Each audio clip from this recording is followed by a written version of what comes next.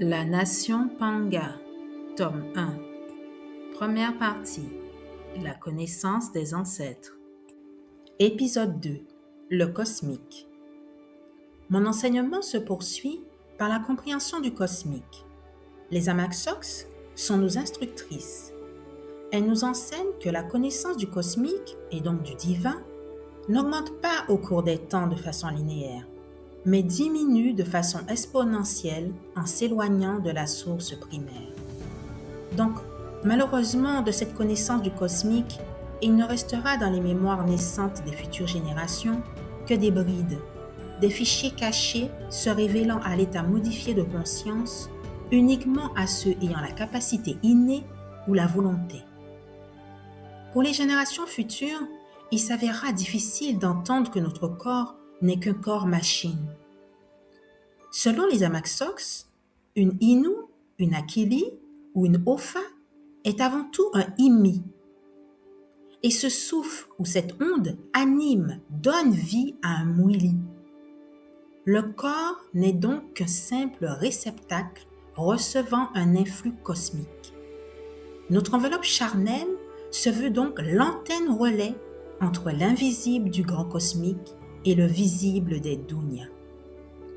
Toute la nature, toutes choses confondues de notre Dunya, air, eau, sol, feu, pierre, végétaux, animaux, est l'émanation de l'essence divine. Nos grandes mères nous enseignent que nos mondes proviennent d'un plus grand élément cosmique dans lequel nous séjournons.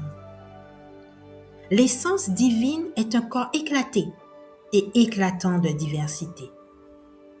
Le divin a donc une multitude de formes et d'états. On peut dire que tout n'est qu'un et que un est tout. Nous sommes une des parties d'un tableau coloré.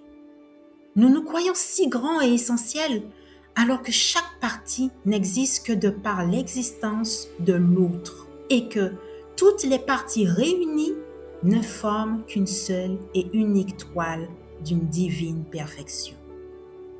Tout est donc divin. Nous sommes du divin, étant une portion, une partie du divin. La Panga en elle-même est divine. Inu, Akili et Ofa, nous sommes divins. Il n'y a pas de différence de nature entre la déesse mère et sa création.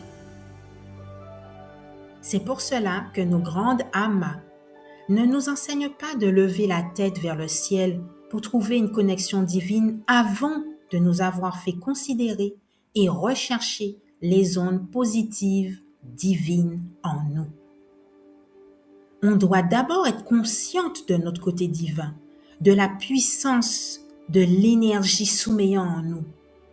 Ensuite, nous apprenons à nous connecter et à interagir avec les pièces divines du pulse de la vie. Toutes ces notions sont complexes et demandent de prendre le temps de bien les comprendre avant de passer au niveau d'apprentissage supérieur.